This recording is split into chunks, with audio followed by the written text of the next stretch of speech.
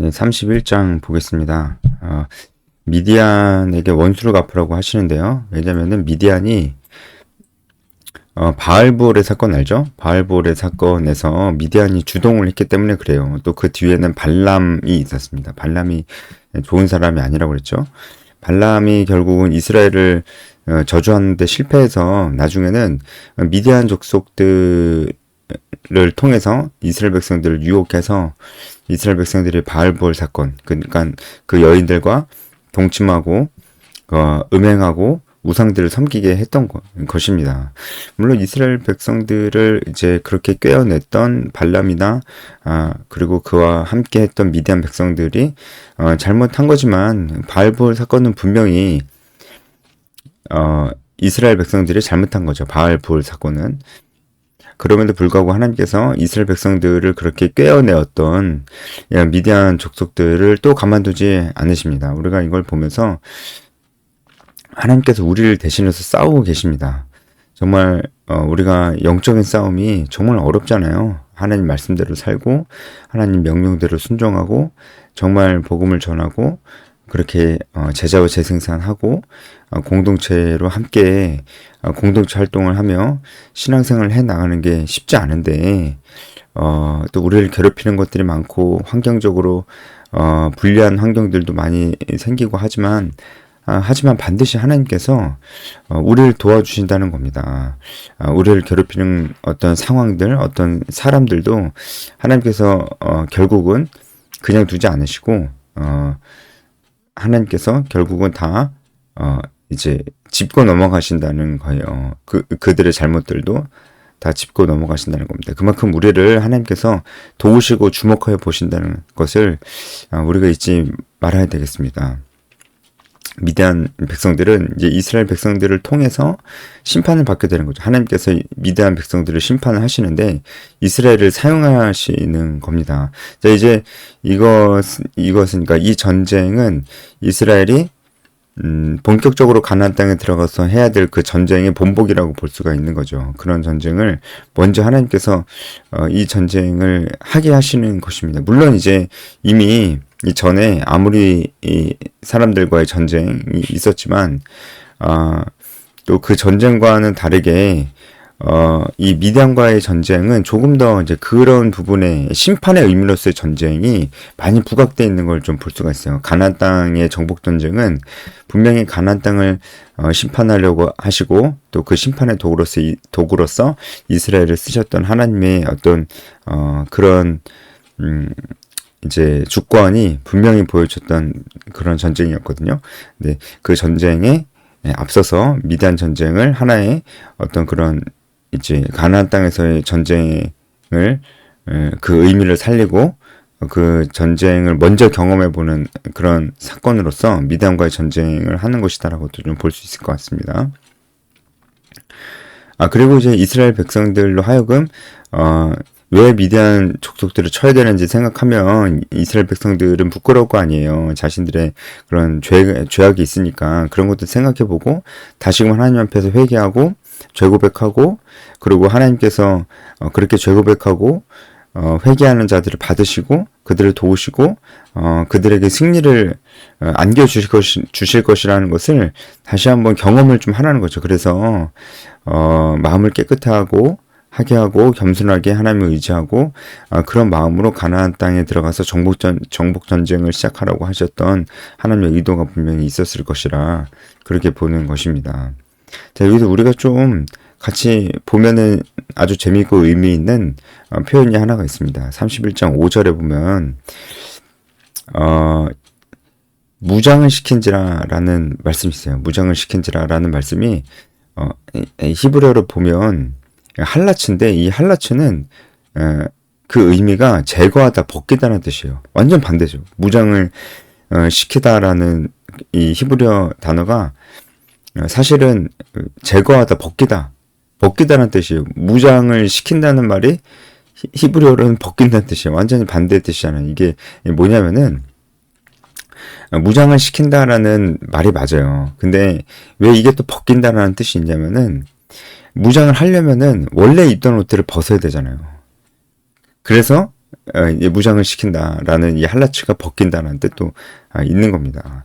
그래서 우리가 여기서 좀 우리에게 적용해 볼 것도 있고 우리에게 주는 교훈이 여기에 있습니다.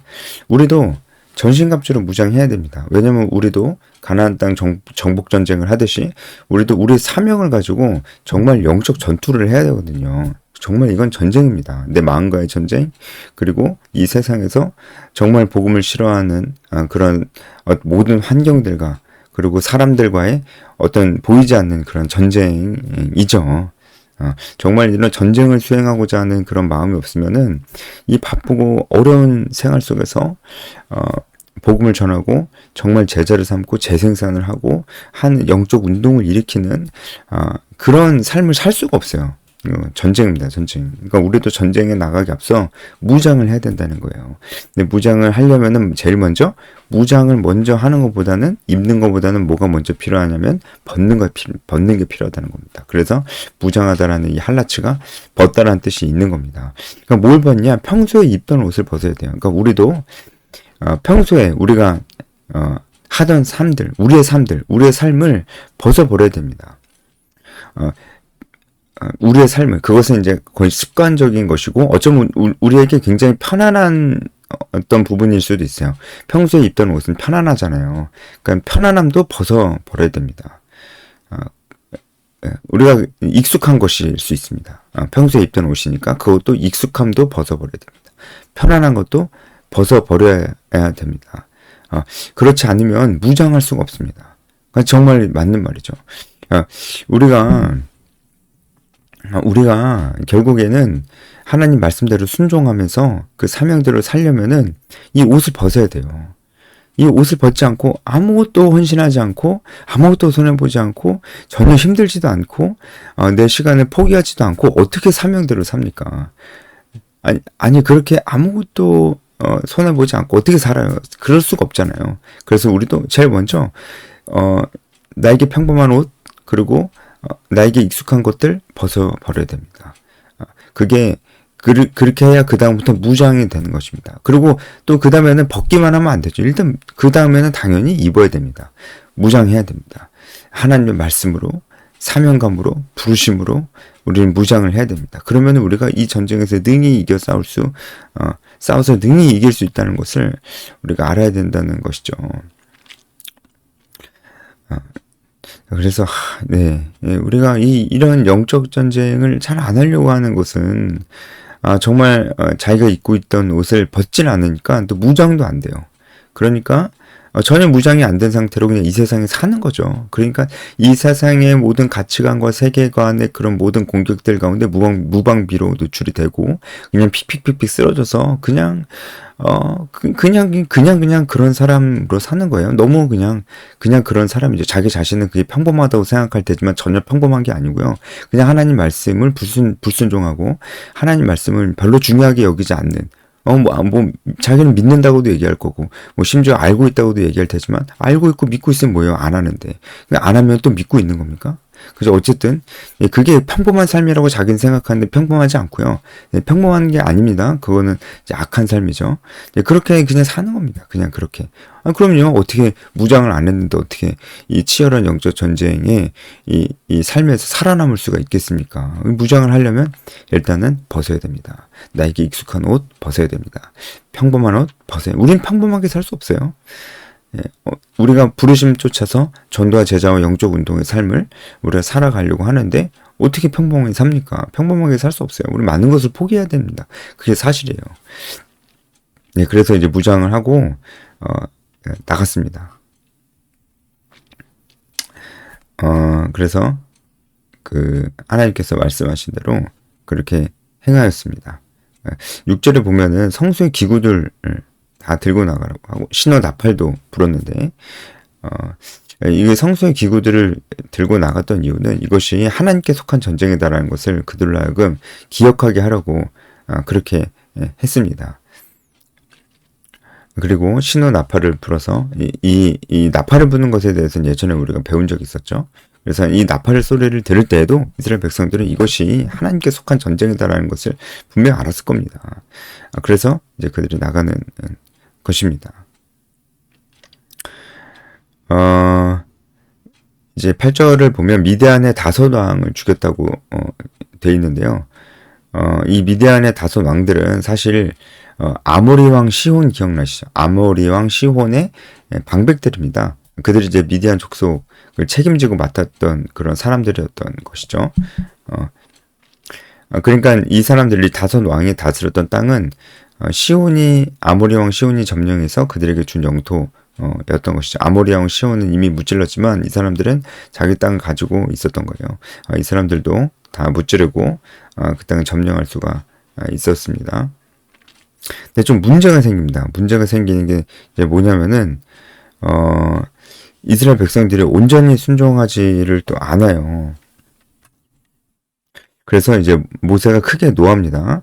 이제 14절에 보면 모세가 노하는 장면이 나오죠. 왜 노하냐면은 15절에 너희가 여자들을 다 살려두었느냐. 그러니까 여자들을 다 죽이지 않은 겁니다. 이게 이제 불순종한 건데, 하나님께서 이 부분에 대해서 이스라엘을 엄하게 다스리지 않으시는 것을 볼 수가 있어요. 엄하게 다스리지 않으시고 남자와 동침하지 아니한 여자들은 그냥 살려두시는 걸로 그렇게 하시는 걸 볼 수 있습니다. 아마도 하나님께서 이 가나안 정복 전쟁이 앞서서 이런 전쟁의 의미를 살리고 또 좀 이렇게 이스라엘 백성들이 아직 경험이 없고 한 것들을 좀 아시고 용서해 주시는 것 같아요. 그렇죠? 이스라엘 백성들이 막 출애굽했을 때도 그들이 불평할 때 하나님이 바로바로 징계하지 않으셨습니다. 아직 잘 모르니까 그랬어요. 그러니까 이것도 하나님께서 이스라엘 백성들을 바로 이렇게 징계하지 않으시고 전쟁은 아직 이들에게 익숙하지 않은 것이니까 그리고 아주 분명한 불순종을 했음에도 불구하고 하나님께서 이렇게 너무 엄격하게 다루지 않으시는 것을 볼 수가 있습니다. 오늘 여기까지 하겠습니다.